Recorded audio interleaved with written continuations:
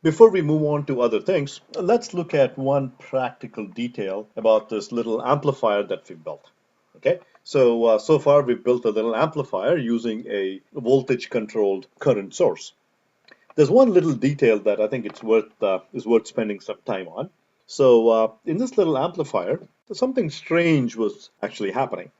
So if you looked at the amplifier, here's my VI versus VO curve. And so notice that the curve uh, once VI got greater than 1 volt, I had a output V naught that fell pretty sharply with VI. So the question for ourselves was what would happen after VI got large enough such that it got into this region here, where VI got into that region. What would happen there? Okay, so what would happen there is that really the mathematically predicted behavior would look like this. Okay, so this is really the mathematically predicted behavior in our amplifier built with an abstract dependent source.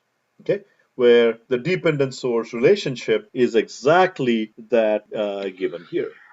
Okay, the dependent source exactly had that relationship. Of course, this was for VI greater than equal to 1 volt, and if it had exactly that relationship, then for VI greater than 1 volt, the amplifier would have exactly the behavior shown out here. So this is an idealized dependent source, and that would be the behavior I would see. But let's stare at this a little while longer.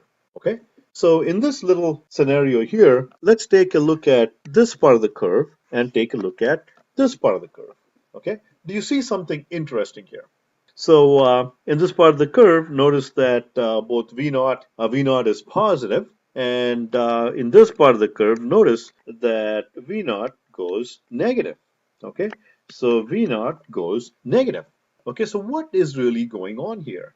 So mathematically, what we've drawn here is perfectly correct. But for a practical device, what do you think would happen here?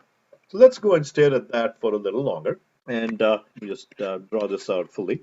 So what would happen in this region down here, where V naught became negative? Okay, so V naught went negative. Okay, what would happen in that region? So let's look at our circuit and try to understand what was going on. So this was a circuit, if you remember. I had a RL and I had my dependent current source. This was RL and this was VS. And I had my V naught over here. And I knew this was ID, where ID was given by K divided by 2, VI minus 1 all squared for VI greater than equal to 1.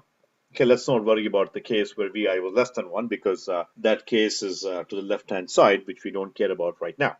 We are focused on the case where VI is greater than or equal to 1.